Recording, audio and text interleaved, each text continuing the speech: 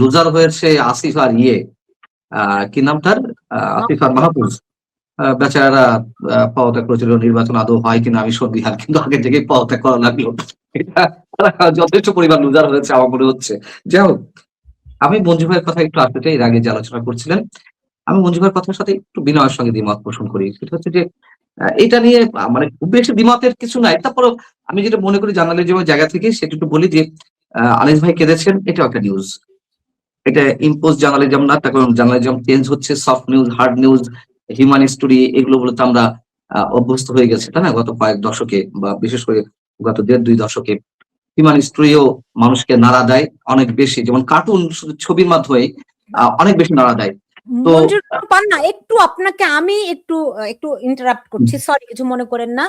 আনিস আলমগীর কেঁদেছেন এই খবরটি আমি যে সমস্ত পত্রিকায় দেখেছি, সেই পত্রিকাগুলোর ক্রেডিবিলিটি নিয়ে আমার মনে সন্দেহ আছে। আমি শুধু বলছি না, আমি বলছি ওভারঅল, মানে মঞ্জু ভাই যেটা বললেন। আমি একটু শেষ করি। কিন্তু যেসব পত্রিকার বা পোর্টালের ক্রেডিবিলিটি নিয়ে সন্দেহ নাই, আপনিও জানেন কাদের ক্রেডিবিলিটি নিয়ে সন্দেহ নাই, তাদেরকে কিন্তু তাদের পুরো নিউজের কোথাও পাইনি যে আনিস আলমগীর ঝরঝর করে কেঁদেছেন। যে একটা পত্রিকার ক্রেডিবিলিটি নাই, যারা এই সরকারের রেসপন্সার, যারা এই সরকারের আজ্ঞাবহ মুখপাত্র হিসেবে কাজ করছে, তাদের পত্রিকাগুলোতে, তাদের পোর্টালগুলোতে এরকম শিরোনাম দেখেছে। আমার মনে হয় মঞ্জুরুল হক ভাই সেই কথাটি বলতে চেয়েছেন। যদি ওটা হয়ে থাকে অবশ্যই আমি একমত, আর এমনি যদি ওভারঅল বলা হয়ে থাকে আমি সেই জায়গা থেকে বলছি, আনিস ভাই যদি কেঁদেও থাকেন, আমি তো বললাম যে আমি সেটি শ্রদ্ধার সঙ্গে নিব। তার সাহস, ভালোবাসা, তার সাহসী মানসিকতার ভিতরেও যে একটা সফট হৃদয় আছে, ওভারঅল বাংলাদেশের চিত্র মনে করে তিনি আতঙ্ক বোধ থেকে আবেগ আপ্লুত হচ্ছেন, সেই জায়গা থেকে হতে পারে। আর হিউম্যানিস্ট যদি সত্যি কেঁদে থাকেন, আমার ধারণা তিনি ওই জায়গা থেকে কেঁদেছেন। তিনি যে ভয় পেয়ে কেঁদেছেন, হায় হায় আমার কি হলো, আমার কি হবে, তার কান, তিনি কেঁদেছেন কি কাঁদেননি সেটা ফ্যাক্টর না। ফ্যাক্টর হচ্ছে গিয়ে আপনি কিভাবে নিউজটি নিয়ে আসছেন, কিভাবে ইম্পোজ করছেন, তাই তো বলতে চেয়েছেন মঞ্জুরুল হক, তাই না? আমি সে ভিতরে আর যাবো না, হয়তো মঞ্জু ভাই ঠিক আছেন। আর একটা হচ্ছে যে আওয়ামী লীগের সময় আওয়ামী লীগেরটা তুলনা আসছে কেন? দেখুন, মানুষ তো ভয়ে আছে, এটা তো বাস্তবতা, আপনি কেন বুঝতে পারছেন না? মানে আতঙ্কের মধ্যে আছে, একটু লেভেল দেওয়ার জন্য, একটু ক্লাস করার জন্য। যেমন আমি তুলনা নিয়ে আসবো, আপনি বিশ্লেষণের জায়গা থেকে তো বলতে হচ্ছে। আমি যদি বিশ্লেষণ করতে চাই, 15.5 বছর আমরা কি দেখেছি? আপনি নিজে বলেছেন আওয়ামী লীগ কর্তৃত্ববাদ হয়ে উঠেছিল, আমি বলি আওয়ামী লীগ স্বৈরাচার হয়ে উঠেছিল, আরেকজন বলছে আওয়ামী লীগ ফ্যাসিস্ট হয়ে উঠেছিল। যেভাবেই হোক, তখন একটা ভয়ের পরিবেশ ছিল, এবং আপনি দেখবেন প্রত্যেক বক্তব্যে যারা বিরোধিতা করছে, তুমুল ভাবে মানে আওয়ামী লীগ সরকারের সমালোচনা করছে, তারাও বলছিল না, অবশ্যই ছিল। আমি বলছি না যে আওয়ামী লীগ আমলে ছিল না, কিন্তু আপনি নিজে তো আওয়ামী লীগের আমলে সরকারের অনেক সমালোচনা করেছেন। আপনি কি মামলা খেয়েছিলেন? আপনি কি আটক হয়েছিলেন? আনিস আলমগীর অত্যন্ত কড়া ভাষায় আওয়ামী লীগ সরকারের সমালোচনা করতেন। এই যে আজকের মাসুদ কামাল, এম এ আজিজ, তারা কে না আওয়ামী লীগ সরকারের সমালোচনা করতেন। এবং আমি যখন বাংলাদেশে ছিলাম, ধরেন আমি নিজে শো করতাম, আমি সবসময় চেষ্টা করতাম, যদি আপনি জানেন আমরা টক শোতে গেস্ট নেওয়ার ক্ষেত্রে আমরা ব্যালেন্স করার চেষ্টা করি। একজন যদি আওয়ামী লীগ পন্থী হয়, আর একজন আমরা অপোজিশন রাখার চেষ্টা করি, কিন্তু সেখানে কখনো জামাতিদেরকে কোনো ভয়েস থাকতো না। হয়তো সরকারের বিরুদ্ধে সমালোচনা করতো, হয়তো বিএনপি পন্থী, কিন্তু এখন আপনি জামাতিরাই টকশো করে ইতিহাস বিকৃত করছে, আপনি এগুলো কিভাবে বিবেচনা করবেন? এগুলো বলার কোনো মানে আমি তো প্রয়োজন মনে করি না। সিরাজুল ইসলাম চৌধুরী স্যার একটা মন্তব্য করেছেন যে মুক্তিযুদ্ধকে যারা অস্বীকার করে, মুক্তিযুদ্ধকে যারা মানে বিকৃত করছে বা এগুলো নিয়ে কথা বলছে ভিন্ন রঙে, তারা মানসিক বিকারগ্রস্ত এবং উন্মাদ ছাড়া আর কিছু নয়। উন্মাদ, তারা মানসিক বিকারগ্রস্ত। তারপর আমাদেরকে বলতে হবে অবশ্যই। আমি ওই জায়গাটা একটু বলি, দেখুন, সমালোচনা করেছে তাই বলে আমাদেরকে ছেড়ে দিয়েছে আওয়ামী লীগ, তা কিন্তু নয়। 10 বছর আমার চাকরি নিয়ে টানাটানি ছিল, আমি যেখানে জয়েন করি 6 মাসের মধ্যে আমাকে ছেড়ে দিতে হয়। আমি না ছাড়লে হয়তো ছাড়তে পারতো না, কিন্তু আমি তো অপমান নিয়ে চাকরি করবো না, সাংবাদিকতা করবো না, আমি ছেড়ে দিয়েছি। আমার মতের সাথে অমিল হয়েছে, আমি ছেড়ে দিয়েছি। এটা মনে করার কোনো কারণ নেই, এখানে এটা প্রমাণ করার কোনো কারণ নেই যে আওয়ামী লীগ আমলের সময় সমালোচনা হয়েছে, আমরা খুব সাবলীল ভাবে সমালোচনা করতে পেরেছি, এটা বলার কোনো স্কোপ নাই। আপনি এটা বলতে পারেন যে আওয়ামী লীগের চেয়ে, আওয়ামী লীগ সরকারের সময় চেয়ে এই সরকারের সময় সাংবাদিক নির্যাতনের মাত্রাটা বেড়েছে। 15 মাসের মধ্যেই 300 সাংবাদিকের বিরুদ্ধে হত্যা মামলা, মানে বিভিন্ন ধরনের মামলা হয়েছে। তার মধ্যে দেখেন দেখেন দেখেন মঞ্জুরুল আলম পান্না, আমার মনে হয় মঞ্জুরুল হক ভাই যে কথাটা বলতে চেয়েছেন, আপনি বেড়েছে বলতে পারেন না।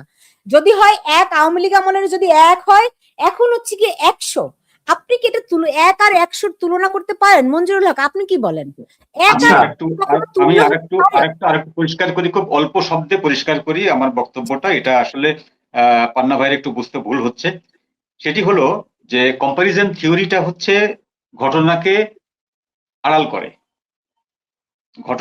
করে, কম্পারিজন থিওরি। যেমন ধরুন যে আপনি আপনার সন্তান বদমাইশি করছে বা কোনো একটা জিনিস ভেঙে ফেললে আপনি বলে ফেললেন একেবারে মায়ের মতো, মাও এই কাজটা করেছে বা একদম মায়ের স্বভাব পেয়েছে।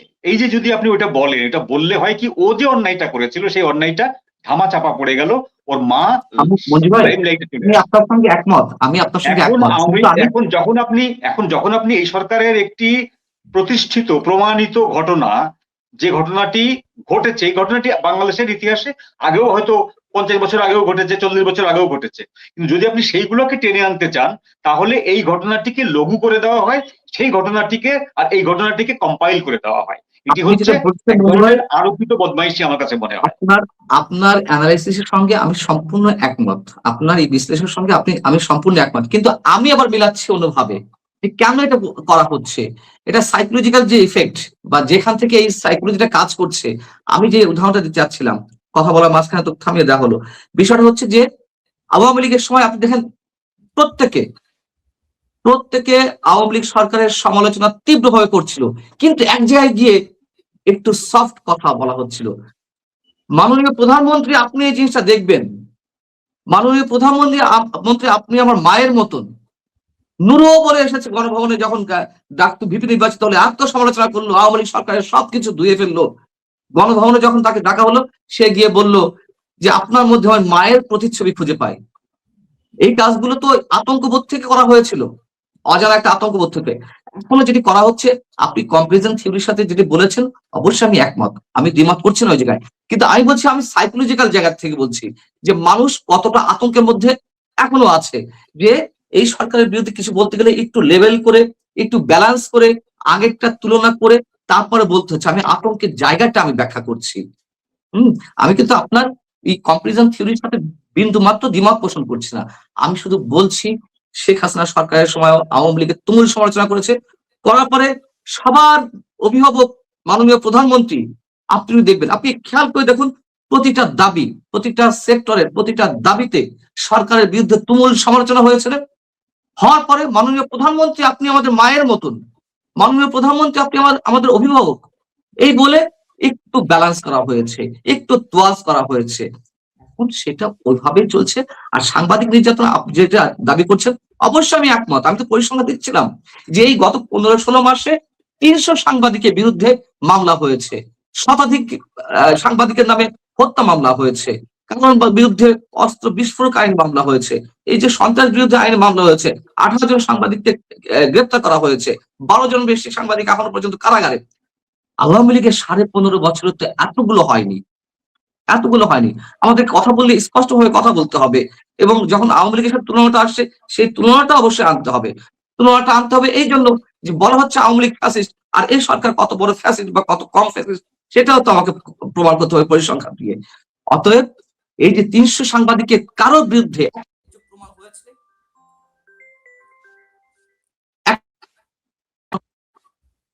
এবং যাকে তাকে এখন এই যে এর আগে সন্ত্রাস হত্যা মামলায় যাকে তাকে দেওয়া হচ্ছিল অজ্ঞাতনামা মামলাগুলোতে বা পেন্ডিং মামলাগুলোতে দেওয়া হচ্ছিল, এখন যেহেতু ওই বিষয়টি দেশে বিদেশে অনেক বেশি সমালোচিত হয়েছে, এখন দেওয়া হচ্ছে সন্ত্রাস বিরোধী আইনে। মনে করেন যে আমাকে সন্ত্রাস বিরোধী আইনে মনে করেন না, এটা তো স্পষ্ট যে দেশের অন্যতম শীর্ষ সন্ত্রাসী হিসেবে আখ্যা দেওয়া হয়েছিল। আমরা নাকি সশস্ত্র বিপ্লব করতে যাচ্ছিলাম, সশস্ত্র বিপ্লবের জন্য আমরা সরকার উৎখাতে ষড়যন্ত্র করছিলাম। আমাদের সাথে কে ছিল? মুক্তিযোদ্ধা ছিলেন, অধ্যাপক শেখ হাফিজুর রহমান কার্জন ছিলেন। বিষয়টা হচ্ছে আনিস ভাইয়ের ক্ষেত্রেও একই কথা বলা হয়েছে। এই সন্ত্রাস বিরোধী আইনের ধারায় কি বলা আছে? যদি কোনো ব্যক্তি সরকারি সম্পদ, রাষ্ট্রীয় সম্পদ ধ্বংস করে এবং রাষ্ট্রীয় অবকাঠামো হুমকির মধ্যে পড়ে, তার বিরুদ্ধে সন্ত্রাস বিরোধী আইনে মামলা করা হবে, এবং এই মামলাটা তো আওয়ামী লীগ করেছিল। আপনারা আওয়ামী লীগকে, সরি আমি আপনারা বললাম, কেউ কেউ অনেক ক্ষেত্রে আওয়ামী লীগকে সেভ করার কথা বলছে, মানে সেভ করে কথা বলছে। আমি কেন আওয়ামী লীগকে নিয়ে আসবো না এক্ষেত্রে? এই আইনটা কে তৈরি করেছে? এই আইন তো আওয়ামী লীগ তৈরি করেছে। সেই আইন ফাঁক করে এখন আমাদেরকে জানানো হচ্ছে। কেন এই আইন তৈরি করেছিল আওয়ামী লীগ? আওয়ামী লীগ এই আইন নিয়ে তো তখনই কথা উঠেছিল। এখন তো এই সরকার তো করবেই। আমি এই সরকারের পক্ষে বলছি না, আমি আওয়ামী লীগের বিরুদ্ধে কথা বলতে গিয়ে এই কথা আমি বলতে হচ্ছে।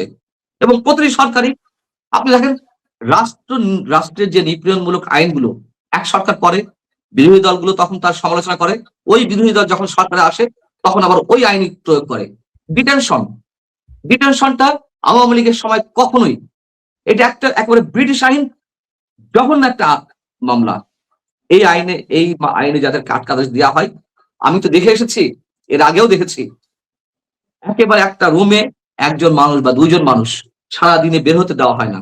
আমাদের হয়তো সন্ধ্যার পরে মুরগির খোপের মধ্যে ঢুকতে হতো, পরের দিন সকাল 7টার দিকে আবার ছাড়া হতো মুরগির বাচ্চাদের মতন। আর ডিটেনশন যাদেরকে দেওয়া হচ্ছে, সে মেঘনা আলমের ক্ষেত্রে কার্যকর করা হয়েছে, মডেল অভিনেত্রী মেঘনা আলমের ক্ষেত্রে। এবং আমি তো দেখে এলাম বাচ্চাদেরকে ডিটেনশন আটকানো হচ্ছে, ডিটেনশন দেওয়া হচ্ছে। একসাথে আমি যেদিন আমি বের হলাম মোস্ট প্রবাবলি 12ই নভেম্বর, আমি 11ই নভেম্বর দেখলাম কাশিমপুর কারাগারে সাথে 40 জনকে ডিটেনশন দেওয়া হয়েছে, যেটা ভয়ঙ্কর বিভৎস একটা আইন। আওয়ামী লীগের সময় এটি প্রয়োগ করা হয়নি, এই সরকারে এসে আবার সেই এটা করা হচ্ছে, প্রয়োগ করা হচ্ছে। আবার আওয়ামী লীগ সন্ত্রাস বিরোধী আইন তৈরি করে গিয়েছিল, সেই আইনে এখন আইনের প্রয়োগ করা হচ্ছে। এবং আমি আনিস ভাই, রাষ্ট্রের সরকারের কোন সম্পদ ধ্বংস করেছি? বিষয় হচ্ছে তো, রাষ্ট্রযন্ত্রের হাত তো অনেক লম্বা। আমি কোন সম্পদ ধ্বংস করেছি আর কি ধ্বংস করিনি, সেটা গিয়ে তো যখন এই মামলাগুলো ট্রায়ালে উঠবে তখন আর্গুমেন্টের বিষয়। এগুলো তো নিপীড়নমূলক, হয়রানিমূলক, স্রেফ হয়রানি করার জন্য এগুলো করা হচ্ছে। একটা আইনে দেখাতে হয়, জড়াতে হয়, তাই জড়ানো হচ্ছে। অতএব আমি বলি আবারও, এই সরকার অবশ্যই ফ্যাসিবাদী হয়ে উঠেছে, কিন্তু আওয়ামী লীগের ধারাবাহিকতায়, আওয়ামী লীগের দেখার পথে, এটুকু আমাকে বলতেই হবে। এটি আমার ক্ষোভ থেকে বলুন, আমার আবেগ থেকে বলুন, যুক্তি থেকে বলুন, এটুকু বলতে হচ্ছে। যেমন আজকে যে জঙ্গিবাদ চরমপন্থা উত্থানের একটা উর্বর ক্ষেত্র তৈরি হয়েছে, এই ক্ষেত্রটা আওয়ামী লীগ তৈরি হয়ে গেছে। এটা আওয়ামী লীগ তৈরি গেছে। মঞ্জু ভাই আমার চেয়ে ভালো বলতে পারবেন, তার গবেষণা বিস্তর। আমরা তো সাংবাদিকতা করি, তিনি গবেষণা করেন। সবসময় একটা রেফারেন্স আমি দিই, যেখানে পলিটিক্যাল ভ্যাকিউম তৈরি হয়, তার পরের স্টেজ হচ্ছে জঙ্গিবাদ চরমপন্থা।